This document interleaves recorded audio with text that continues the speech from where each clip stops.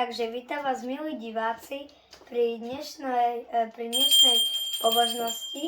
Tak milí diváci, milí sledovatelia, tak na úvod vlastne by som sa chcel pomodliť trikrát Zdravá Mária. Táto pobožnosť bude vlastne venovaná za mier vo svete a za všetkých, ktorí teraz zomierajú, aj za všetkých kresťanov. Tak Svätá Mária sa modlíme spolu a jedenkrát za každý teda Zdravá Mária. Tak ja začnem. V mene Otca i Syna i Ducha Svätého. Amen.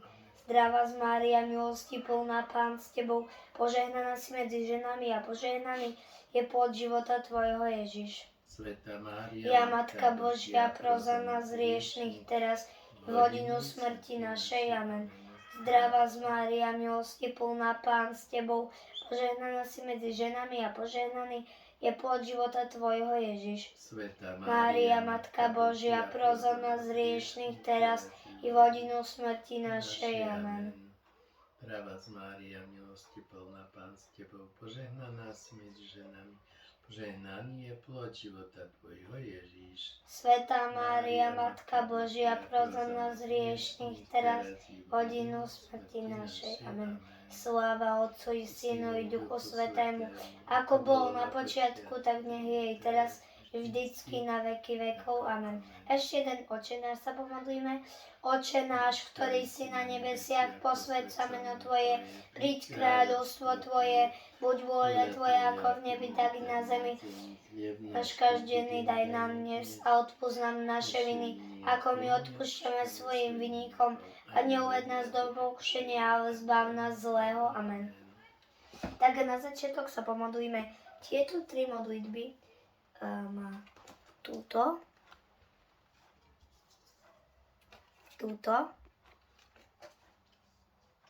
a túto na každú sobotu, lebo dneska je vlastne sobota.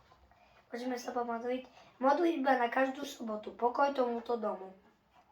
Zasvetenie sa Panny Mária, prosba o pomoc. Preoslovená Panna Mária, teba Boh ustanovil za pomocnicu kresťanov, buď našou ochrankyňou tohto domu. Prosíme ťa, preukazuj nám svoju veľkú pomoc, ochraňuj tento dom od každej škody, od požiaru, od povodne, od blesku, od výhra, od nepriateľských spadov, od vojny, od každého zla, od každej inej pohromy. Požehnaj, ochraňuj, brana stráž ako svoje vlastníctvo všetkých, čo v ňom bývame. Zachráň nás od každého nešťastia a nehody, ale nadovšetko udej nám potrebnú milosť, aby sme konali čo najviac dobrá. A vyhýbali sa hriechu. Mária, pomocnica kresťanov, oroduj za nás. My sa vždy tebe zasvedcujeme. Amen. Matka všetkých národov, Pane Ježišu Kriste, Syn Otca, zošli teraz na zem svojho ducha, daj nech Duch Svätý prebýva v srdcia všetkých národov, aby boli uchránené od skazy, nešťastia a vojny, keďby Matka všetkých národov, preblahoslavená Panna Mária, bola našou vojnicou. Amen. Mária, Matka moja, zasvedcujem sa Tvojmu nepoškvrnenému srdcu v živote i v smrti, aby ma chránilo od každej zahuby duše i tela. Vie Matka, že tí, ktorých ochraňujú, sú bezpečia, preto sa odovzdávam Tvojmu srdcu s úplnou dôverou pre čas i pre večnosť. Amen. Evangelium na každý deň. Môžeš prísť prečítať, tak vlastne. Idem dať knižku, podám mi takto. Môžeš počkať, ja ti nalistujem dnešný deň. Môžeš si zobrať okuliare. 9. júl tu mám. 9. september, a už sme blízko, počkaj. 17, 20. A môžeš prečítať tú poučku tým bielým. Môžeme ísť. Pane, ďakujem ti za tento čas, v ktorom sa môžem stretnúť s tebou. Keď sa k Ježišovi zišiel veľký zástup a prichádzali k nemu ľudia zo všetkých miest, povedal podobenstve. Rozsievať vyšiel rozsievať semeno, ako sial jedno zrno padlo na kraj cesty, tam ho pošľapali a nebeské vtáky pozobali. Druhé padlo na skálu, zišlo, uschlo, lebo nemalo vlahy. Iné padlo do trňa, ale trnie rástlo s ním a udusilo ho. Iné zrno padlo do dobrej zeme, vyrástlo, prinieslo 100-násobnú úrodu. Keď to povedal, zvolal: Kto má uši na počúvanie, nech počúva. Pane, pomôž mi denne rozsievať semienko Tvojej lásky. Ďakujem. Tak vlastne, čo sme si z tohto príbehu zobrali? Čo sme sa z toho poučili vlastne?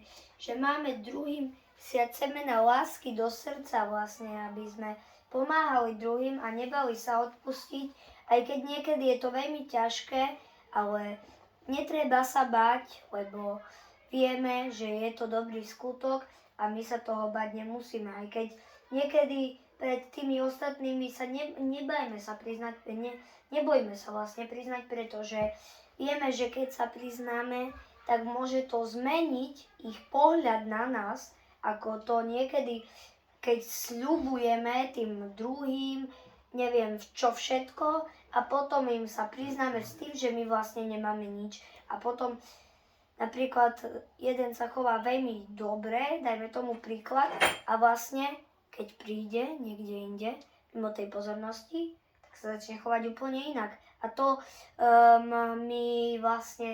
my sa toho bojíme priznať a ja nechcem nikoho poučovať ani tak, ale to je naša ľudská slabosť.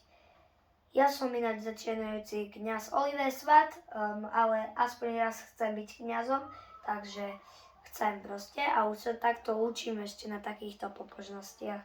Takže ďakujem za pozornosť a my pokračujeme ďalej. Fakt je treba, ako sme už počuli, treba siať tie semena. Tie semena znamenajú, aby sme pomáhali druhým, ako som už spomínal. A ako? Naše dobré skutky.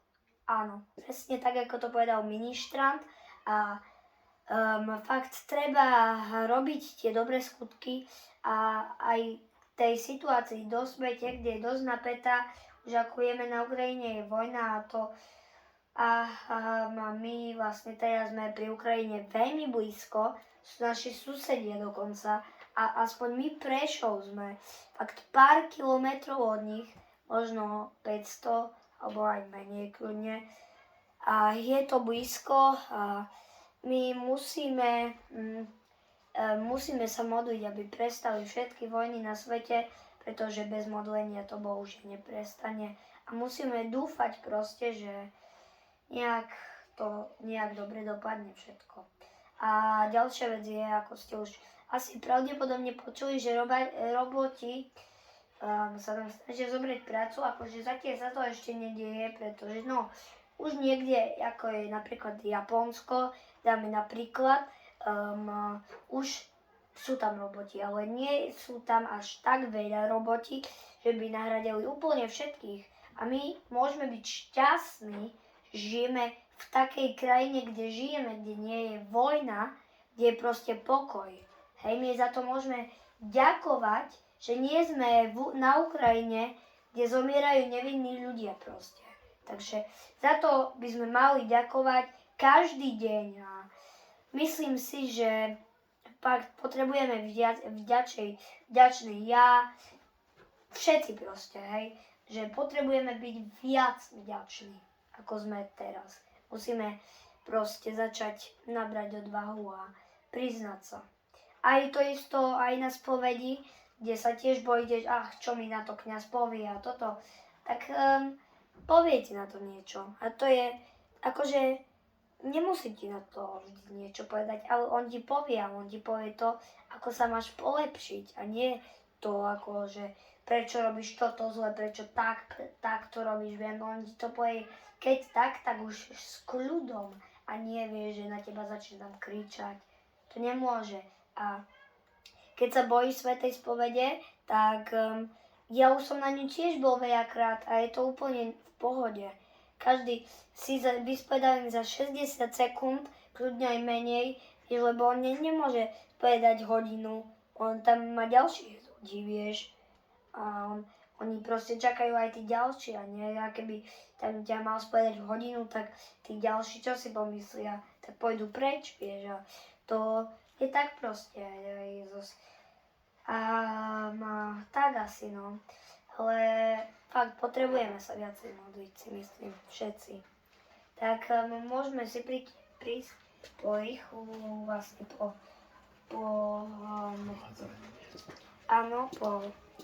Eucharistiu, telo Kristovo.